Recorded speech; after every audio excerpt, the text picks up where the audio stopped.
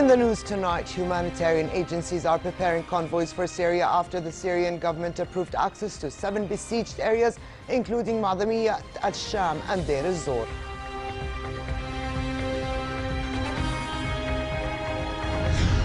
Top global oil exporters, including Russia and Saudi Arabia, agreed to freeze output to tackle a global glut, but say the deal is contingent on other producers. And the UN chief pays homage to his predecessor, Boutros Ghali, who passed away today, praising him for leading the organization through one of the most challenging periods in history.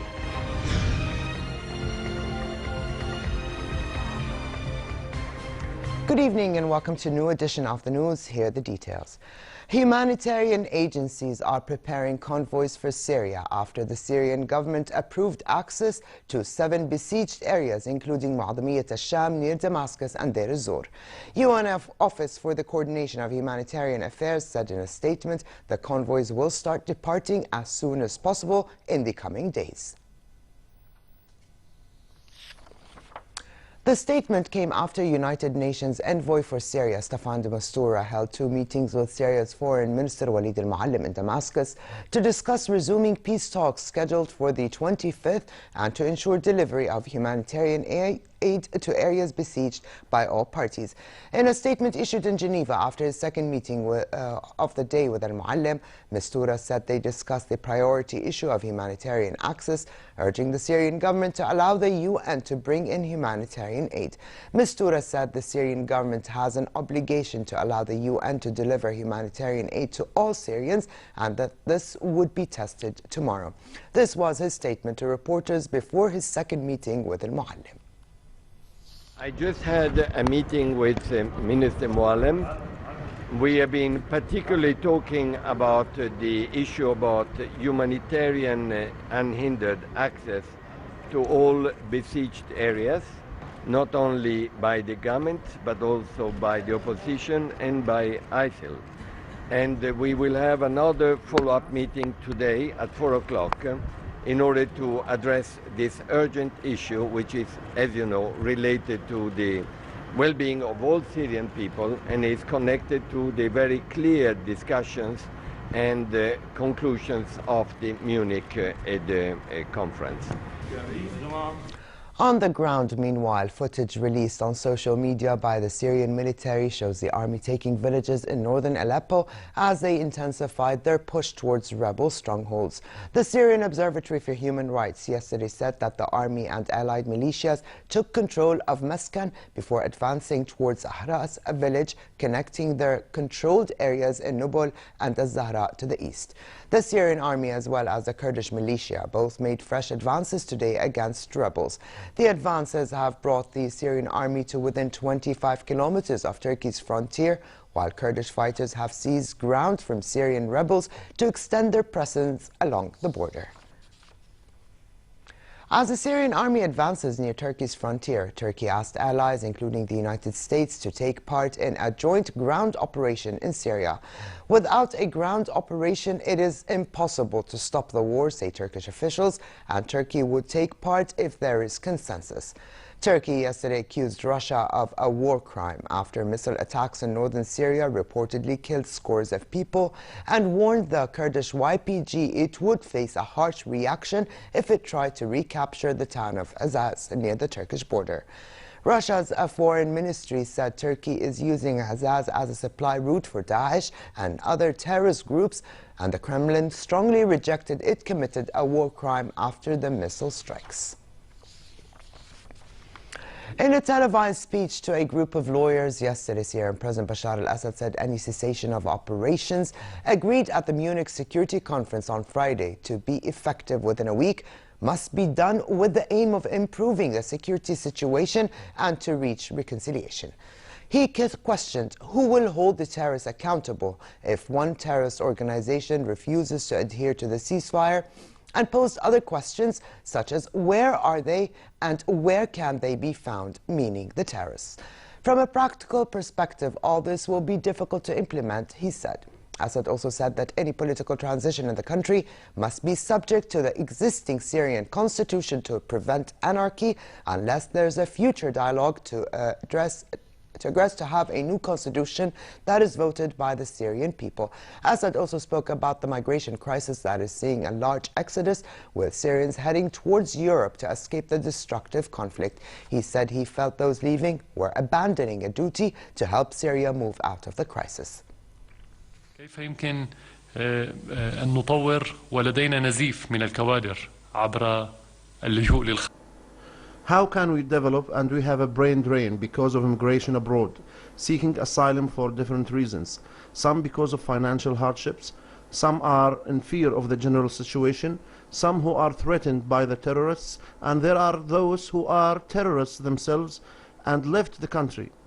But in the end, we are bleeding significantly because of the immigration, which at the same time is an abandonment of the nation. It is an abandonment of duty to defend the nation. Thousands of soldiers from 20 countries started arriving in the Saudi city of Hafr al-Batin ahead of what organizers said will be the largest military exercises in the region. The exercises, dubbed Northern Thunder, will start tomorrow and are set to last for 18 days. The Saudi press agency said up to 350,000 troops from Arab and Islamic countries will participate in the exercise, to include air, sea and land forces. The agency added that no American or Western countries were invited. It said the drill will show that Riyadh and its allies stand united in confronting all challenges and preserving peace and stability in the region. Here at home, Prime Minister Abdullah Mansour said Jordan seeks to enhance cooperation with the International Federation of Red Cross and Red Crescent Societies, the IFRC, so that it can sustain its relief and humanitarian assistance in Jordan. Welcoming the Federation's Secretary General El-Hajj Asi at the meeting here in Amman, the Prime Minister said Jordan aims to open health centers for Syrians, equip operation theaters at border hospitals, and provide clinics at rehabilitation centers with medical equipment. The IFRC chief voiced appreciation of Jordan's efforts towards Syrian refugees and pointed to the logistic support provided by his organization to relief operations in the region and beyond. Also here in Amman, Foreign Minister Nasser Judeh discussed with British Minister for the Middle East and North Africa, Tobias Elwood, the outcome of the Donors Conference for Syria and the region, which convened in London earlier this month, and how it will assist host countries most affected by the refugee influx. The discussion also reviewed an agreement reached at the Munich Security Conference on Friday on the cessation of operations in Syria and the resumption of peace talks. Judeh reiterated Jordan's position on the Syria crisis, calling for a political solution that represents all Syrians and preserves the unity of the country. The situation in the West Bank and the need to push for a relaunch of peace negotiations between the Palestinians and Israelis was also discussed. The Lower House's Legal Committee endorsed the draft 2015 election law after a lengthy and extensive dialogue with the various grassroots, partisan, professional, women and youth organizations, as well as opinion leaders, experts and specialists.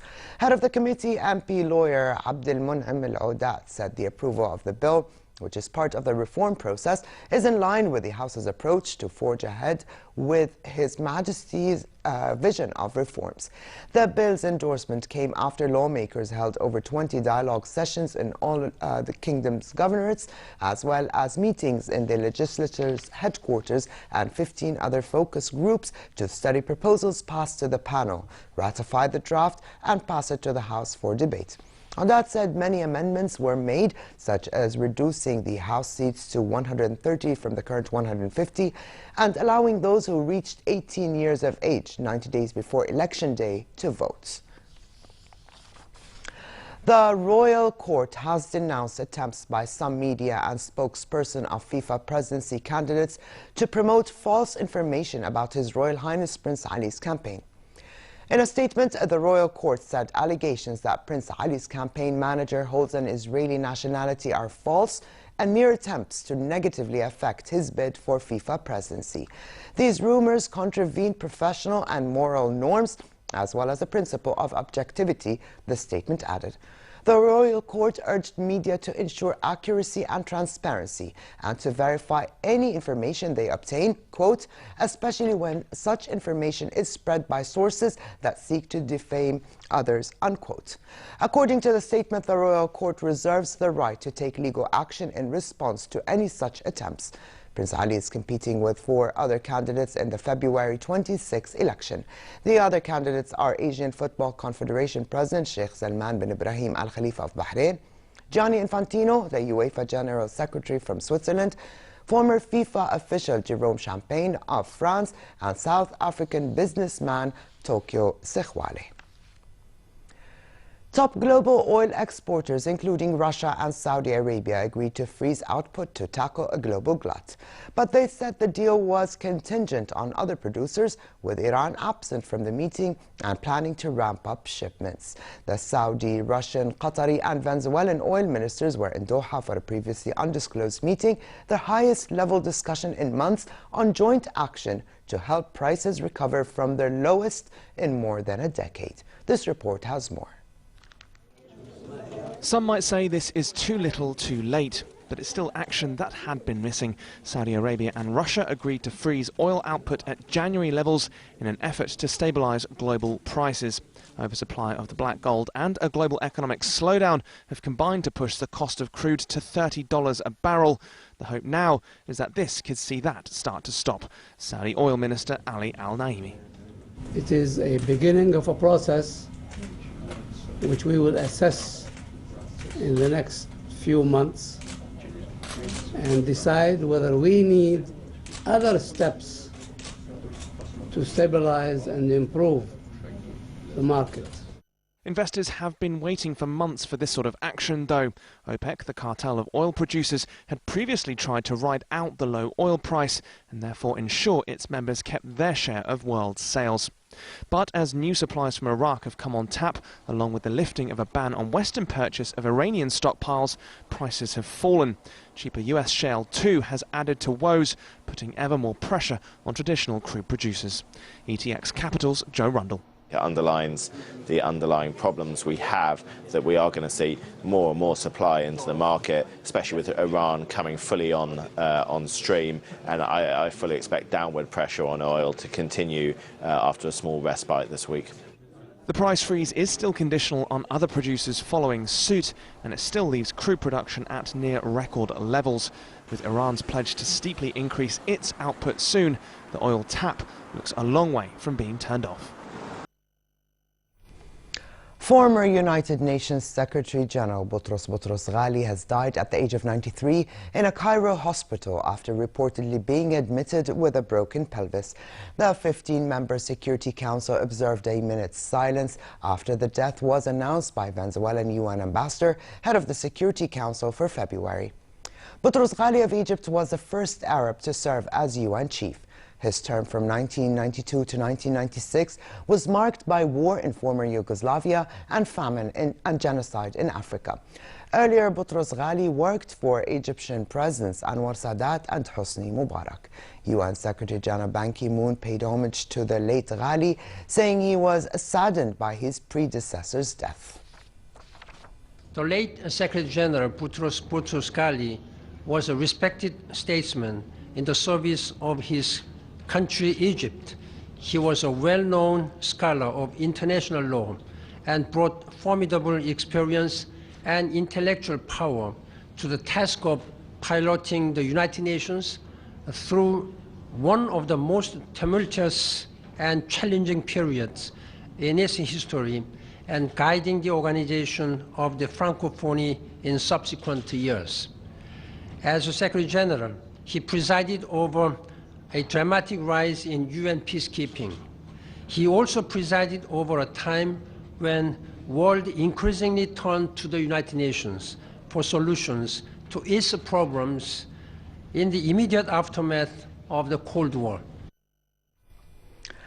The European Union faces tough negotiations ahead to reach an agreement with Britain on EU reforms at a summit which started today. British Prime Minister David Cameron fended off changes to a draft deal he was cut to help keep Britain in the EU as other states demanded adjustments, and the European Parliament said it could not guarantee it would pass the reforms. Cameron insisted any agreement will be legally binding even if it does not change EU treaties but takes the form of a treaty among the 28 EU states on how to interpret existing rules.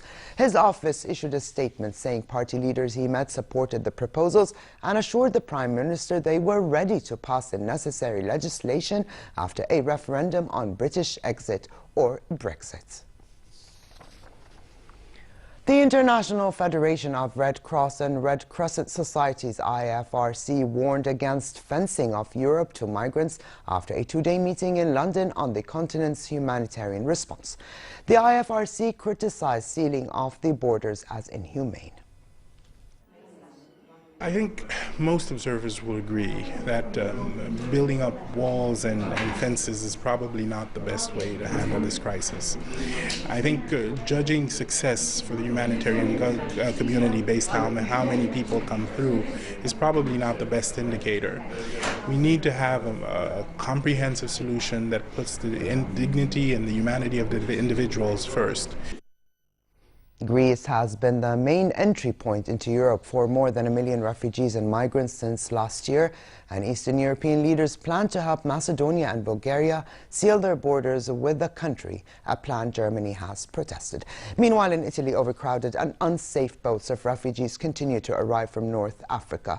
The Italian Navy said it carried out 3 rescue operations in the Mediterranean, rescuing altogether 363 migrants from 3 boats. The IFRC called upon European leaders to put the protection of the humanity of refugees at the heart of talks in Brussels later this week. The United Nations Education and Culture Agency, UNESCO, and the Italian government will sign an agreement to establish a task force of cultural heritage. The accord is designed to launch the Unite for Heritage Coalition, which has been prompted by attacks on cultural heritage sites. Since the destruction of 2 ancient giant Buddha statues in Bamiyan province in central Afghanistan in 2001 by the Taliban, attacks on World Heritage sites have continued. Other countries recently affected by the destruction of heritage sites include Iraq, Syria, and Mali. Under the agreement, UNESCO will be able to ask the Italian government to make experts available for deployment for the conservation of cultural heritage affected by crises. UNESCO hopes that other countries will take similar steps to reinforce the international community's ability to respond to the growing threats facing cultural heritage in different parts of the world.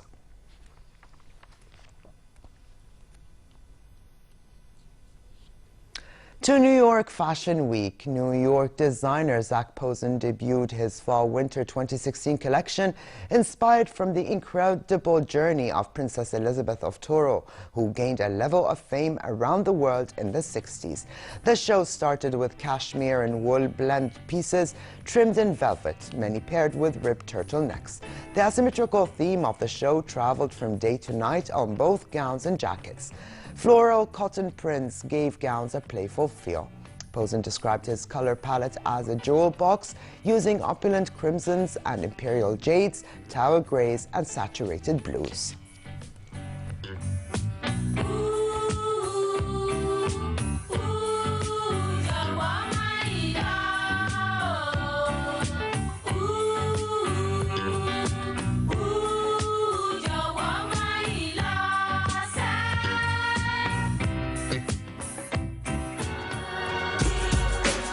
Another show, BCBG Max Azria's Fall 2016 collection drew inspiration from visionary British rock star David Bowie. The collection featured slashed leggings, color-blocked bags, and shearling trimmed sandals. Colors started off with heather gray and went to camel, off-white, merlot, denim, blues, carbon, and black. Fashion Week in New York will end on the 18th.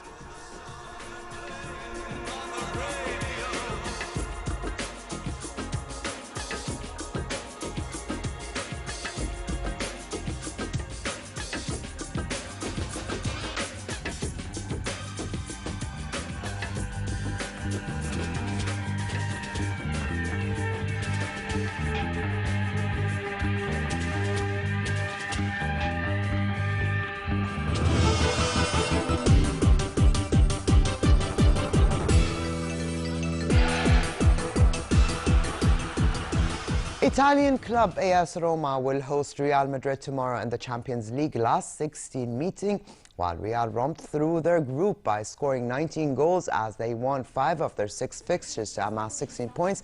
Roma squeezed into the knockout rounds with just 6 points after winning only 1 match. However, Roma coach refused to accept that Roma are outsiders against the 10-time European champions, and his team is adamant to make an extra effort to stay concentrated on their own game. The second leg will take place on March 8th. Ecco, sta più al pallone mo piano. Ecco, Ugan. Ecco le sciarpe.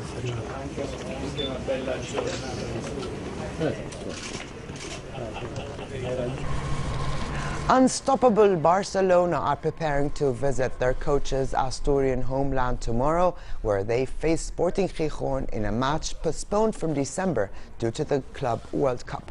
Barca continued their bid for a second successive La Liga title with a crushing 6-1 home victory over Celta Vigo, which included a Luis Suarez hat-trick and a cheeky penalty by Messi to lay on the Uruguayan striker's third goal. If Barca beat Gijón, they will open a 6-point lead at the top after 24 matches, an enticing prospect for Luis Enrique. But tomorrow's match is more than just another La Liga confrontation. Gijón, a town in the northern Spanish region of Asturias, is Enrique's town, and though it is also where he started his football career, Enrique said he will have no difficulty in separating that with his role as Barca coach. And finally, relatively cold conditions continue for the rest of tonight with southeasterly light winds. Tomorrow, fair conditions prevail in hilly areas, while it will be warm in other parts of the kingdom with some high clouds and easterly moderate winds. The Gulf of Aqaba should expect sunny and warm conditions with northerly moderate winds and calm seas. Here now is the temperatures forecast for tonight and tomorrow.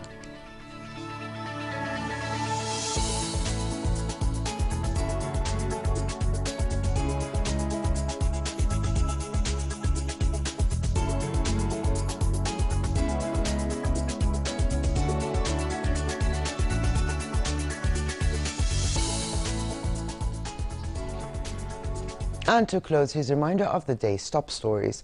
Humanitarian agencies are preparing convoys for Syria after the Syrian government approved access to 7 besieged areas, including Ma'adamiyat al-Sham and Deir az-Zor.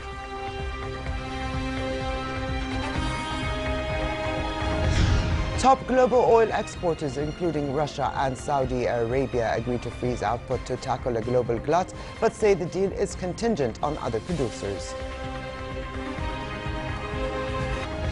And the UN chief pays homage to his predecessor, Boutros Ghali, who passed away today, praising him for leading the organization through one of the most challenging periods in history. And with this, we come to the end of this edition of the news. I'm Alia Tuqan. Thank you for joining us and have a good night.